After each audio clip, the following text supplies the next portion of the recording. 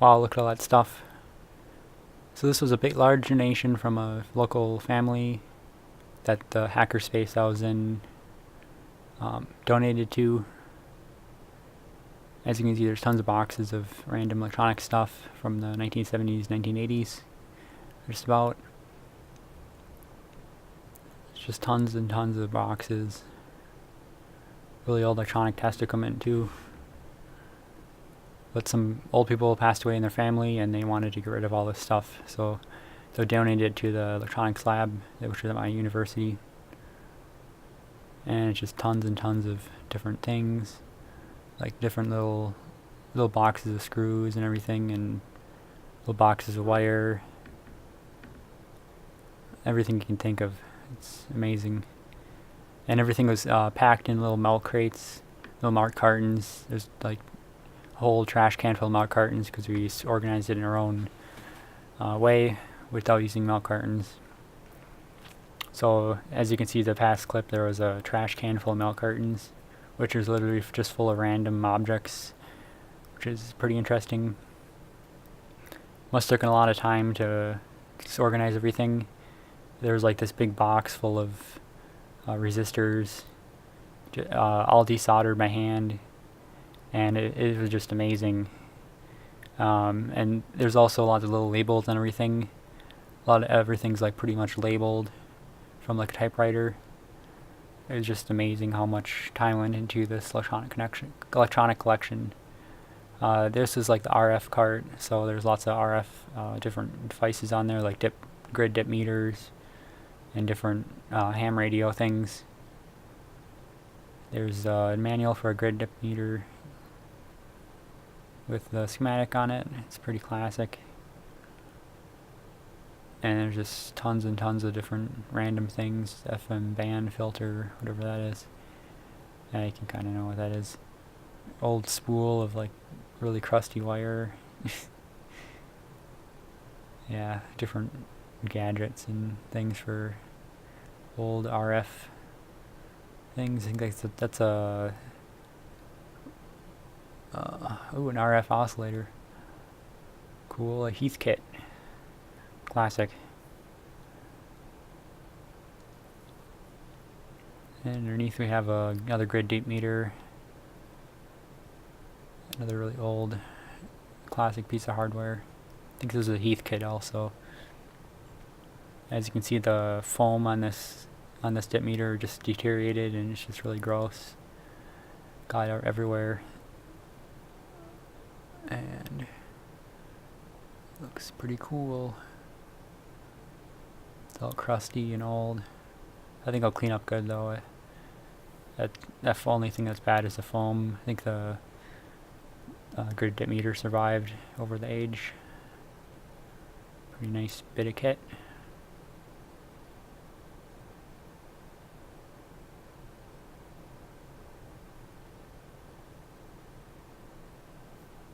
Let's put it back. And there's different coils you can choose from. Yeah, and it's just all gross, so I put it away right away.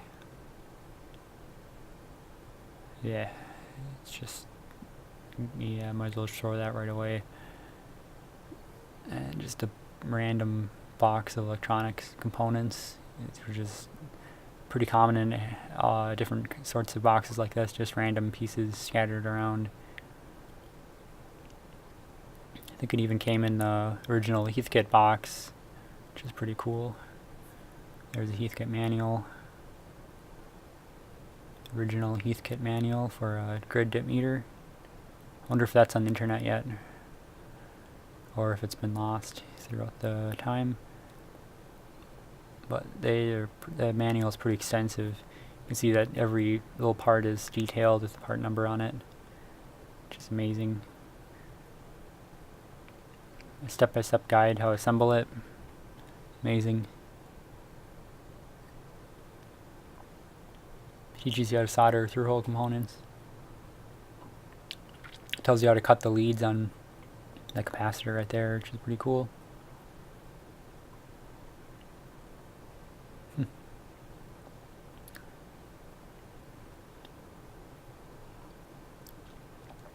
think that's hand-drawn. I mean, that looks amazing for a hand-drawn piece. It's amazing how much work has went into this manual.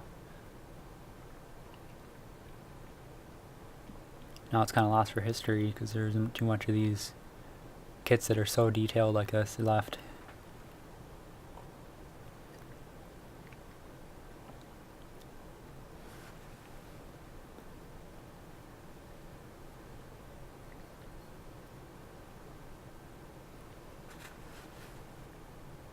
And it tells you how it works, the theory behind the grid dip meter.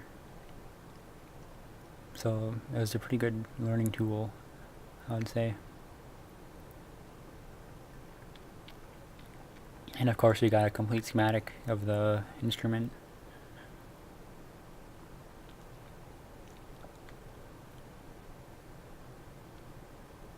Just amazing.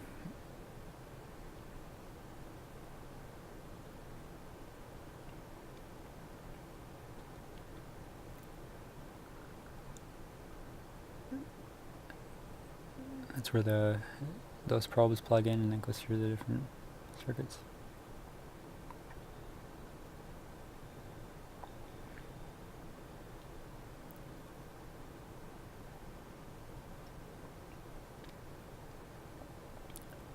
That's a pretty cool piece of electronic history. Too bad Heathkit isn't really around yet. They'd be dominating the home market right now, like with Arduino, different things like that. Make your own, computer almost, and yeah. Looks like I found a whole bunch of different RF crystals for ham radio. You can see like there's different channel numbers on each one. Apparently different bands. Those would be obsolete now because of the software radio. A lot of this stuff is obsolete. Here's another old school grid dip meter.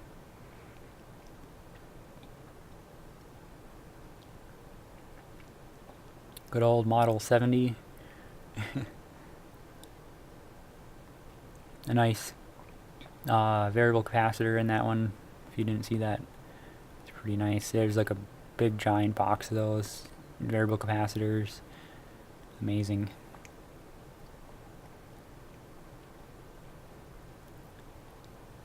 Yeah, you can see those milk cartons right there. Those are everywhere in the donation. There's just boxes full of milk cartons like this. It's just so amazing. Everyone's labeled. I think there's like a box of resistors, and every single resistor was measured, and it was passed to make sure there's intolerance and everything. And you can see those. I think those are RF inductors. There's some look like RF inductors again.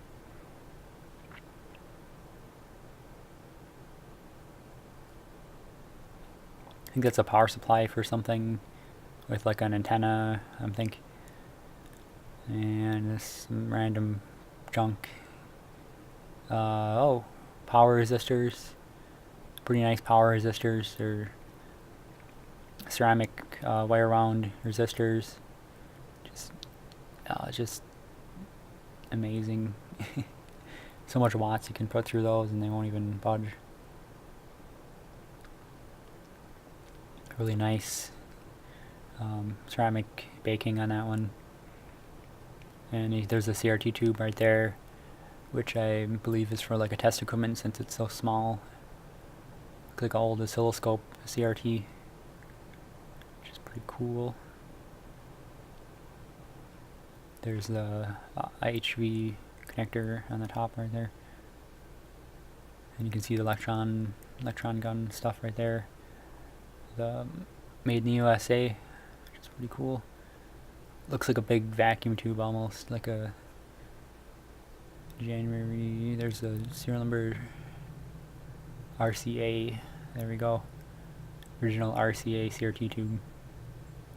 And there's a few more in that box, which I'm probably not going to unwrap. And there's way more right on the couch. It's just, it's so much cool stuff in this donation.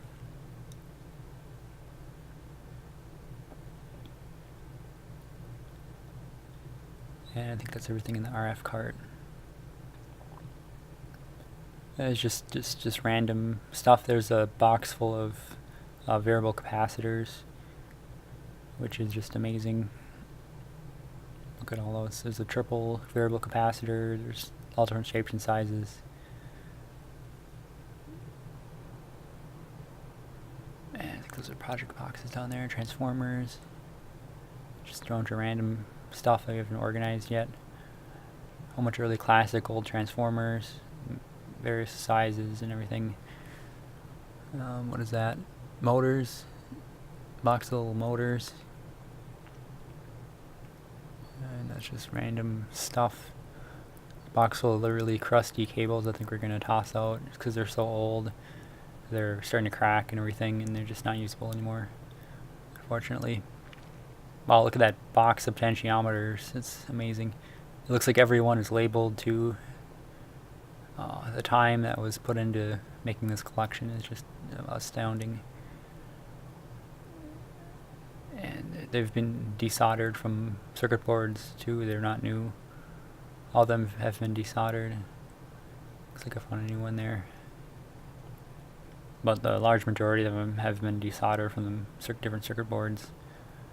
And it's just countless potentiometers. That's really helpful for an electronics lab, for sure. It's a great donation to the hackerspace I was in from the university. Here's just a bunch of electronic component cabinets from the intro slide, which I did from the airplane movie. It's pretty nice. This just contains a lot of light bulbs and everything, and different neon indicator lights.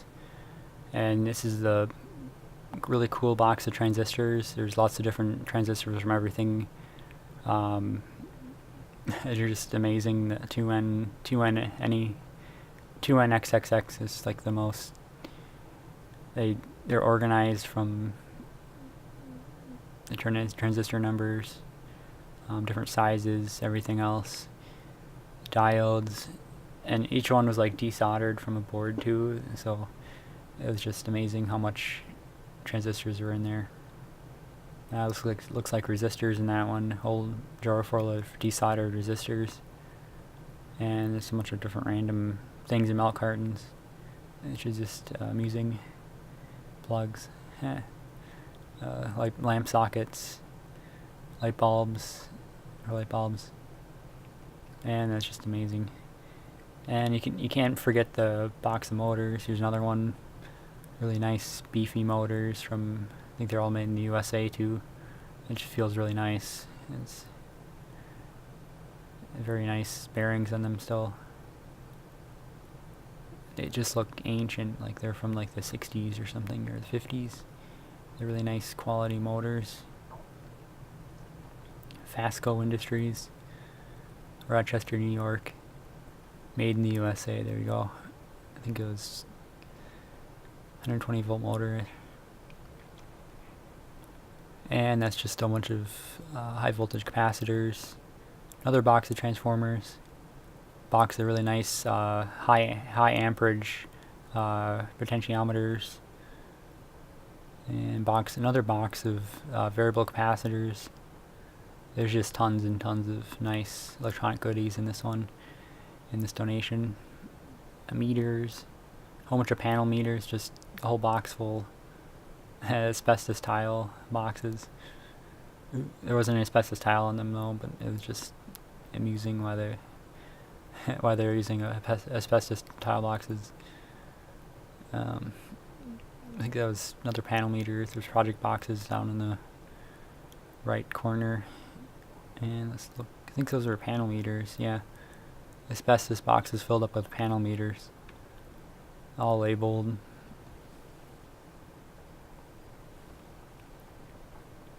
Amazing.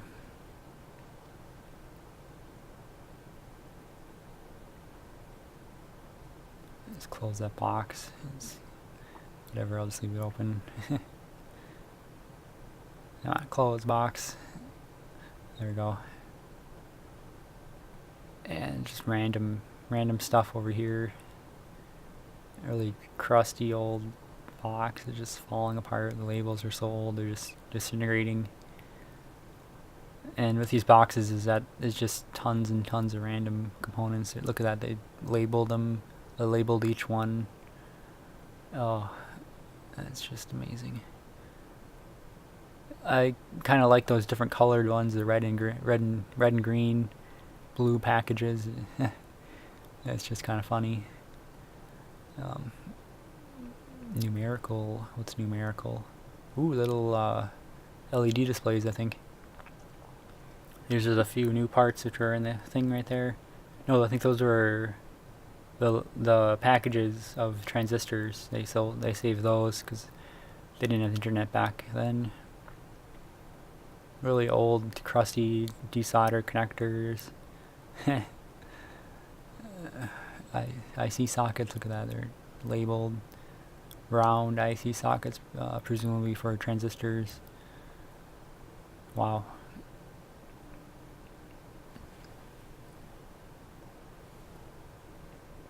Let's go to the other parts of the lab right here. And there was another, some more shots of the component cabinets. A whole wall full. Look, those are knobs.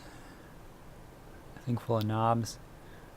And these are another nice transistors.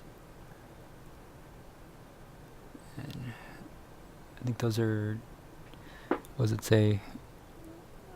European and Japanese transistors or something. I think that's what it says. But look at that, they've got the how much quantity of each transistor is in each one, and what the model number is on each one. So they got like a inventory, and then finally they got their transistors, which is just amazing.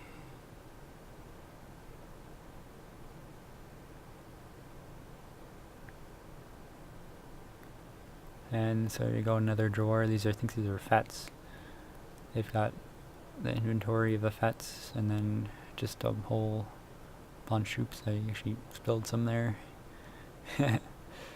Anyway, there's a whole bunch of. I just messed up their labeling system, the inventory.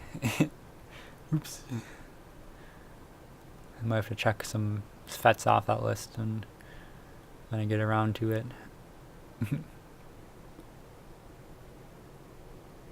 So I'll play a few clips of people finding really cool things in the different treasures in the pile of boxes and milk cartons.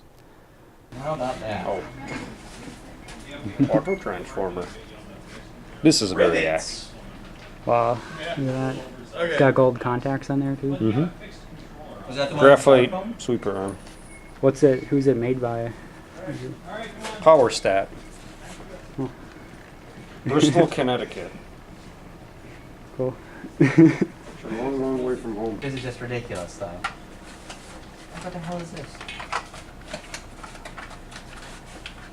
Mark! What? I can't believe nobody's playing this Dell computer. All stat. Hey, anybody want a PCB? We found one in a bag. Ah, take Wow, two that AAA. can't- Men's CKT board. Mans. It's only for Full man. clock. And this is just footage from the original house where we got all this electronic stuff from. You can see there's just shelves full of different things. This one was full of custom-made test equipment, pretty nice stuff, and also bought stuff, but a lot of it's like handmade and hand-tested. Like there's like transistor testers and everything. This is like one of the main electronic shelves. It housed a whole bunch of milk cartons full of like just tons and tons of electronic components. Looks like a giant mess here, but it's actually kind of organized. It's actually some sort of, there's like an inventory system, which we actually didn't find, like the notebook, the master notebook, which said that where everything was. And there's all the item component cabinets which we found. It was just amazing how much component cabinets they had. This was in their basement. They were downstairs. There's like a cement home, and it was just amazing. So much test equipment and component cabinets in the house. And there's a close-up of 2 meters, which were bought in. I think they're almost kit meters, and the little logic probe. Pretty cool morsels in that house. And there's when you first brought it in, everyone was just so excited. The whole table, you couldn't even see the table anymore. There's so much stuff on so much boxes on the table.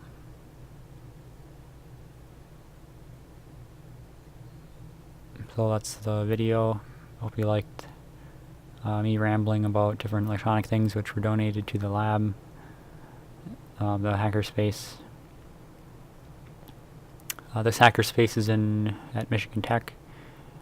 It's called the IEEE Electronics Lab. It's a student-run organization in the university, which kind of runs like a local hacker makerspace. They host different events, like they help with different hackerspace events and everything.